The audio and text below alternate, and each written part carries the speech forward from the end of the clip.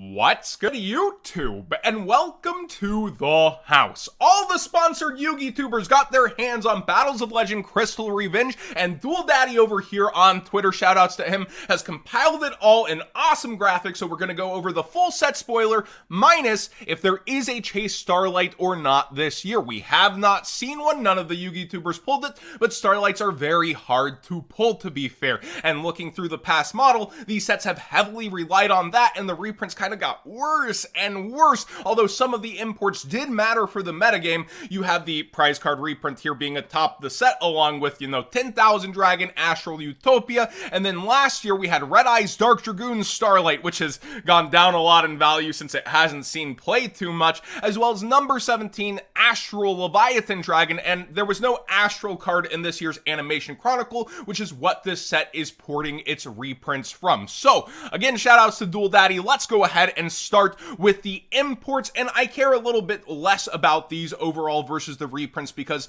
in the past this was a reprint set heavier for Battles of Legend, but then also Dragons of Legend, which is where this stems from, actually did import a ton of cards. So the history of this set has been extremely split, weird, but there's never been a failed version of this set, and this year's got me a little bit nervous in terms of how it's going so far. So we start with the poker cards, and you go into the little battle ball guy from Dungeon Dice Masters, and I'm going to forward over here. You have the Machine Field spell, which is pretty good and can find a use in a metagame one day maybe, and Ian Shuffle, which has the hero players very, very hyped. Now this card might be a little more expensive than the rest. People have been anticipating this import to happen, wondering where it would happen since it wasn't Power of the Elements, and it feels like Konami kind of put it over here to try to do that loose tie into other sets. Like, the theme of the set, right, is going to be these Crystal Beast, and you look over at the Crystal Beast structure deck not doing so hot. They're hoping they'll sell more of that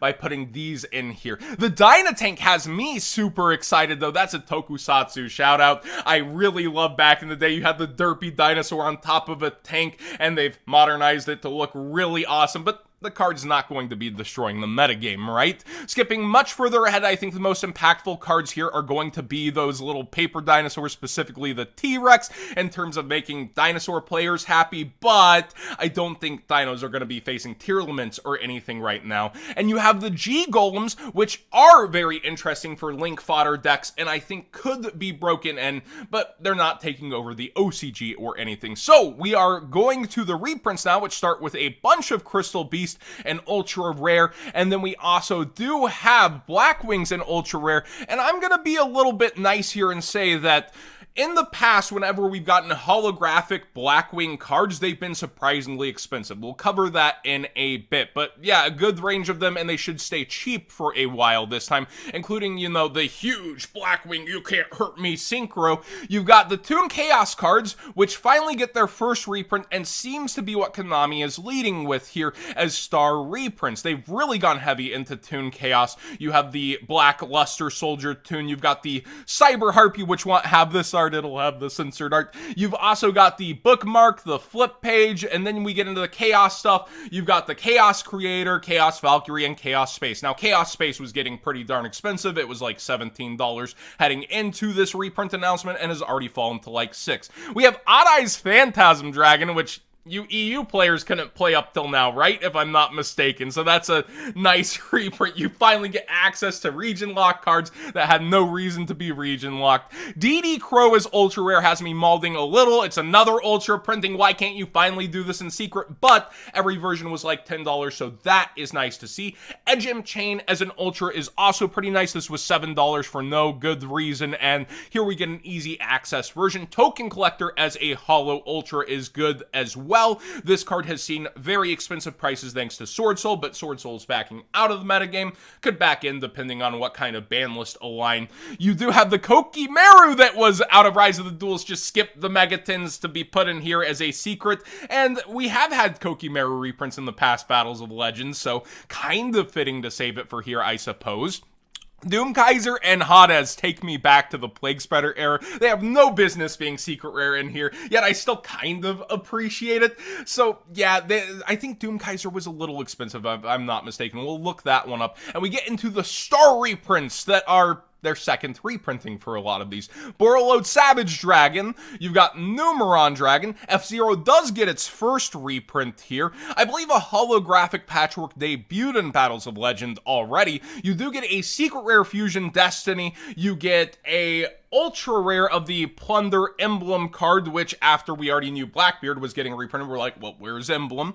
Ultra rare once again for Heavenly Spheres. It just can't be secret rare. Selene gets a secret rare, which is pretty big, but without Hulk, it is kind of emptier, right? Like all the combos were Hulk into this, into something else like Access Code, and here we see her right next to Access Code. If it's, you're supposed to go into her, right? But then go into Access Code, but where's the Hulk to make that happen? Very, very few players are now on Selene, but it's still a very nice reprint. It's just more poorly timed at this point. You also get Artemis there, and more of the Genesis Impact cards getting secret rared with the Live Twins. So we don't know if there are going to be 2 or 1 or what Starlight that helps sell this set, but right now it's very mid-value reprinty, kind of like Maven's felt like Access Code Talker being towards $50-ish, market price 68, but you had the gold rare behind it where you could buy it for 40 if actually you weren't allergic to gold rares. And then we look through, we see Borreload Savage, it was creeping towards 30 once again, but people were playing it less. It was here around $25. The Numeron Dragon also had its, all these reprints are from one set, Dragons of Legend, the complete series. It was atop the set. It was actually, I think, the top selling card besides the Harpy Synchro, so people wanted access to it, and that was about it. Now it's going to be syncing under other cards, and you have F-Zero getting its first reprint, which King's Court, it's been bleeding value for a while, and people are already very fast to sell this. I think the Leerlust kit on the ban list really took the wings off of this guy.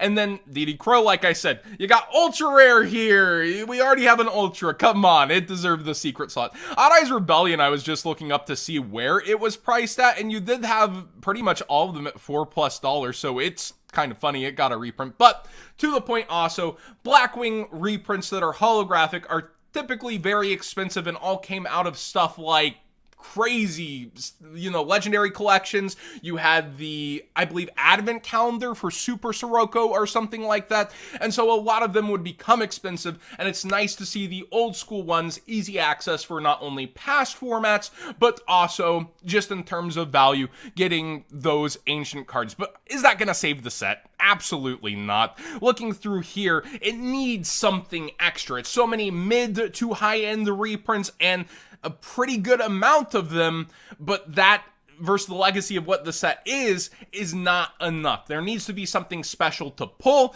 There's no prize card port, but I didn't really want Duel Links Dragon in the first place. I am wondering how the set is going to turn out, and so far, very, very mid for a Battles of Legends set, but I look forward. It is reveals days. Maybe you're more hyped than me. I'm just looking at this like, well, Toon Chaos is nice. That's mid.